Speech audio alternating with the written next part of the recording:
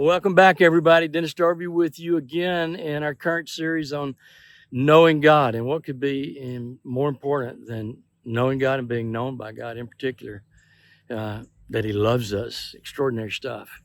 And He's gotten that love to us because of who Jesus is and what Jesus has accomplished for us. We've looked at any number of aspects of what it means to know God, who the Lord is, and how He reveals the invisible God, how God has broken into history and done supernatural acts and then raised up prophets and apostles to interpret those acts and point their significance out to us, and then that's preserved in Scripture. So our study of Scripture really ultimately is all about going deeper in our knowledge of God. We've looked at Jesus as our King, our priest, our prophet, a great warrior, the great stute that God has broken into the world to make Himself known to us. This is all wonderful stuff. Today, I want to look at the Lord. Might be a little unexpected or a little bit of a surprise to you. The Lord as our scapegoat, and how I arrived at that. So, like you, I spent this past Friday, Saturday, and Sunday watching the Ryder Cup, and like you, or like many of you, I was very disappointed in the outcome on Friday and Saturday. And of course, Sunday after church, watching more than a little bit of it. It was, fun to watch what almost happened. And then like you, or like many of you, I watched the post-Ryder Cup interviews with Luke and the European team celebrating, Keegan and the American team, sad, somber, downcast. But then I took it another step. Over the last few days, I've spent way too much time reading journalists from all over the globe, writing about what their opinions are regarding the USA's Ryder Cup team's failure. And interestingly enough, everyone was trying to place blame, and many of the articles were laying the blame all over the place.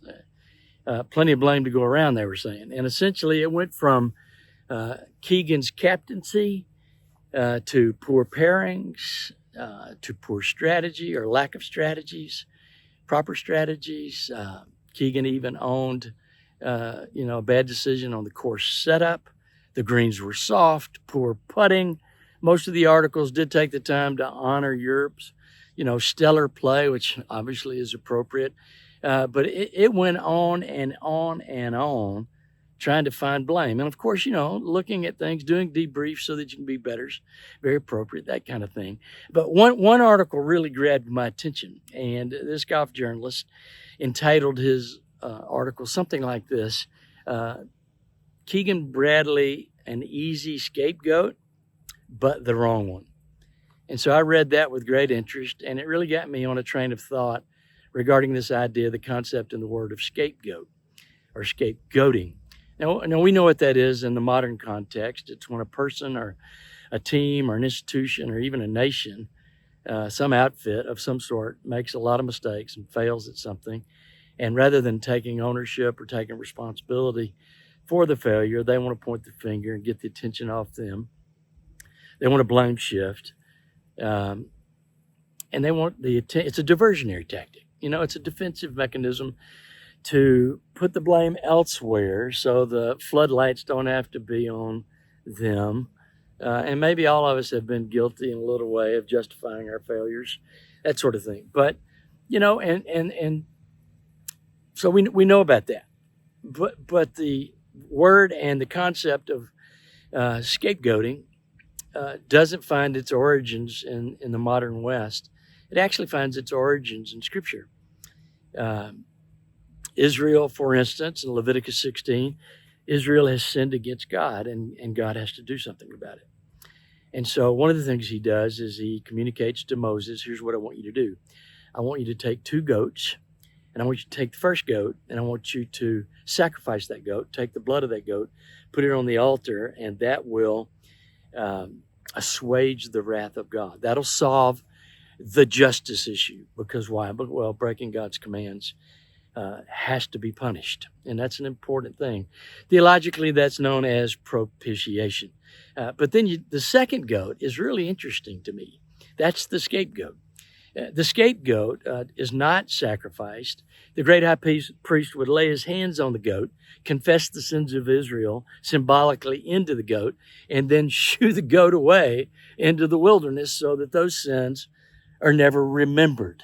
That's known as expiation. Now, don't get irritated at me in this video and the devotional that I use two theological terms, biblical terms, propitiation and expiation. Both have great meaning, great import, great significance for our lives. And this is kind of what I want to get at. The modern idea is we want the blame off ourselves. We want to put it on somebody else. The biblical idea is God provides the scapegoat. God provides the scapegoat. God provides the atoning goat to assuage his own wrath. And so now the question is, how does that point to Christ? Well, Jesus Christ in his cross work fulfills both those functions.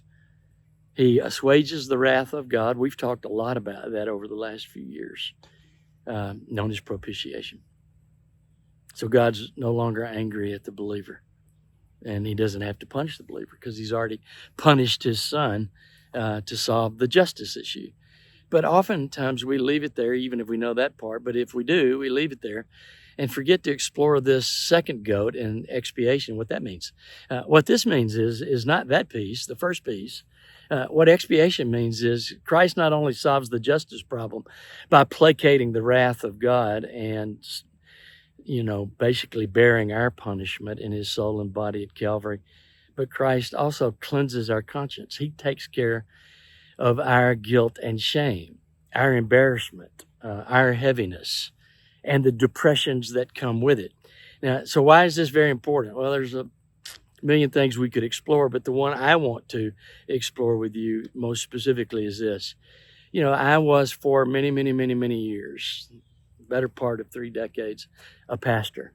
And I can't tell you how many times men and women who love Christ, know Christ, will be in heaven with Christ for all eternity, know that their sins are forgiven, but have yet to really experience the reality of having a cleansed conscience and having the shame removed and the guilt resolved. What's extraordinary is how many Christians go through life defeated.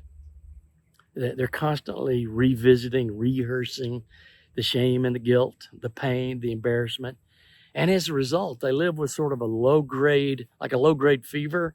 It's like a low-grade depression because they don't know where to go to deal with the shame and the guilt of their past sins. I know I've been guilty of this, but once I discovered the reality that Jesus not only solves the justice issue, he solves the conscience issue. So I don't have to constantly revisit all the stupid mistakes and sinful things I've done, thought, done, and said through the years. He removes all that. He's put it on Christ. And like that second goat, he's driven it into a wilderness of forgetfulness. So discovering that's critically important. But here's the thing. When we don't know that, I can't tell you how many times men and women have tried to solve that problem by masking it through drugs, whether prescription or illegal drugs, or drinking way too much. And don't get me wrong, I'm not against prescription drugs, antidepressants, or anti-anxiety meds. That's fine. There's an appropriate use for that. No problem there. But the deeper issue, if this is the issue, of guilt and shame and embarrassment and just this chronic low-grade depression that just hovers over us like a dark cloud, we're never going to solve that through drinking, through drugs. Even the best psychiatrist in the world, the greatest Christian psychiatrist in the world, they can certainly help us. I know I've been helped by a great many counselors. But ultimately, the ultimate answer is Christ loved us enough to solve both our issues, our relationship to God and our relationship, the fragmented, broken relationship we have with ourselves, that internal conversation where we're tempted to just constantly bring up the past. And I almost lost my camera there.